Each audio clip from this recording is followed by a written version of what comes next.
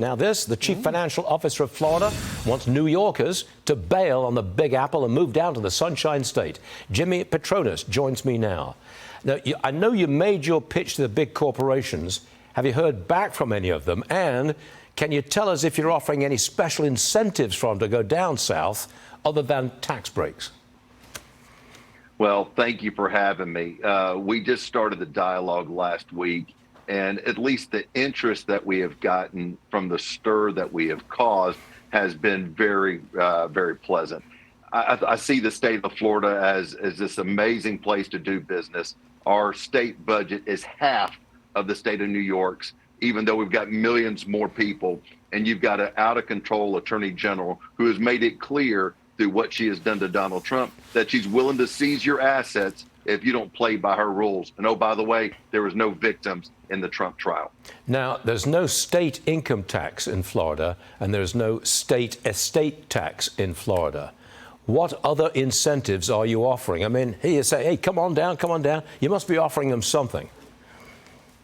Well, a few things. We have got incentives through our Department of Commerce that we will, be more than happy to sit down. But I'm happy to be your realtor. You can reach out to me directly on X, and I will show you what's so wonderful about doing doing business with the state of Florida. But make no bones about it. It is risky doing business in the state of New York right now. And you know what? If I'm contemplating where I am going to move my investment capital, if you're moving to the state of New York, you're taking a chance of not, playing by the rules of the overlords that run your half-baked state. Florida is among a handful of states considering a ban on menthol cigarettes. I believe the ban is on the grounds that they are heavily used by the minority community. Where do you stand on this, Jimmy? So, look, we're not going to be banning menthol cigarettes in the state of Florida. I don't know which minion in the Biden administration thought this was a good idea for them to contemplate it, but I imagine Barack Hussein Obama called Joe Biden raising holy cane, saying, what in the hell are you thinking? This policy is just, it's silly, it's ridiculous. And again, I think it's not something you're ever going to see as a part of Florida law in the state of Florida while I'm here on my watch. Have you have any real positive bites from businesses in New York City? Has anybody said, hey, we're on our way down, Jimmy, here we come?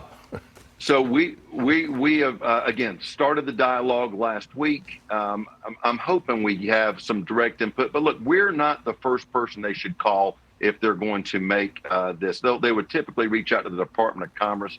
We're going to have a meeting with them later this week just to see, after a week of being in the public domain, what have we encouraged. So, I mean, I'm excited, but I think my job, I was in the restaurant business for 30 years. My job is to be a customer servant. How do I get customers to eat at my restaurant? How do I get businesses to relocate to the state of Florida? And this is exactly what we do. We make ourselves available and make sure there's predictability in doing business in the state of Florida.